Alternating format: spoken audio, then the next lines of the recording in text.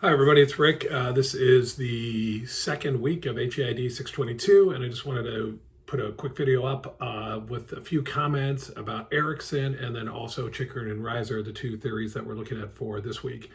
For the first, for Erikson's theory of psychosocial development, it is a classic stage theory. So in that regard, it is considered linear. A student moves into one stage and then either completes or stagnates, and then once completes, move through to the next stage.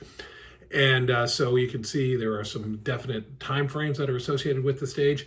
And then also, if you remember from last week when we talked about emerging adulthood and Jeffrey Arnett sort of embedding emerging adult theory in Erikson's work, it's between stage 4 and 5, and that is the identity versus role confusion, and then intimacy versus isolation. That's where emerging adult fits. So that's just some things to think about as you continue your conversations around Erikson and the collages and such for this week.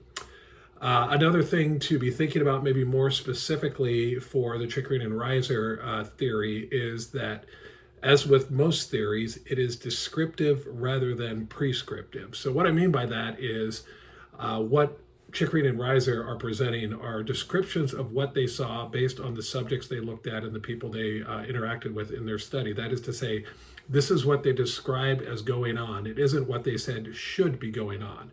So what that means is, when you think about it in terms of working with students, when you're looking at these vectors like moving from autonomy to interdependence, or developing competence, or managing emotions, or those sorts of things, that's what they saw people struggling with and trying to work through.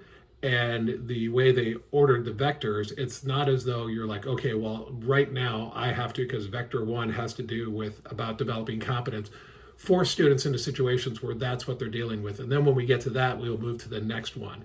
It's not like this is the stage and this is the way students are supposed to grow and develop through college. It's what they saw. It's not what they're saying student affairs practitioners should be forcing students through. So that's really, really important to remember. Theories, by their nature, at least the ones we're looking at here, are going to be describing reality rather than prescribing reality, if that makes sense. Secondly is, especially for the Chickering and Reisser model, it isn't linear or sequential. So it's not like, okay, until I have able to develop competence in terms of physical competence or those sorts of things, until those things are achieved, I can't move to the next vector. The fact of the matter is, students might be dealing with multiple things at the same time. So they might be working on managing emotions, struggling to establish identity, and developing competence all at the same time, or they might be experiencing none of those things at any given point in time. So these vectors are not sequential. You don't have to complete one to move into the other one. You can be in multiple at the same time, or none of them at the same time.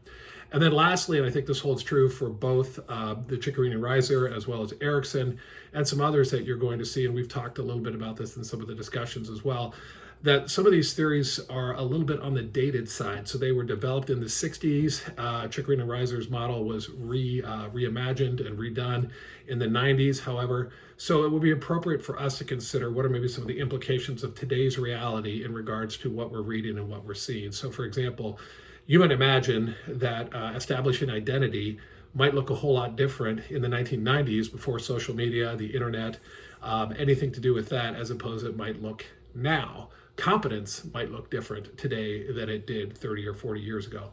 What it means to develop relationships, develop mature independent or mature interpersonal relationships, or even develop autonomy or move from autonomy to interdependence. All those things could be skewed by technology, could be skewed by how we communicate, could be skewed by social media. And so it's just something to consider as you kind of move through your readings, especially as you think about for your paper this week, talking about Chickering and Reisser, picking a vector and thinking about it in terms of what impact it had on you when you were in college. If you were in college, 3-4 years ago, that might look entirely different than if you were in college like me 30 years ago when you talk about these things. So I think that's a fair critique. It's an appropriate thing to keep in mind. And it doesn't mean that an older theory, just because of the nature of being older, doesn't hold value. For example, there's lots of theories that have been around for 100 years that still hold value. It's just something to be aware of, that it might look a little bit different. So those are the things I wanted to share with you this week. As always, if you have questions, just let me know. You can reach out, email me, or text me, whatever would be most appropriate. Have a great weekend.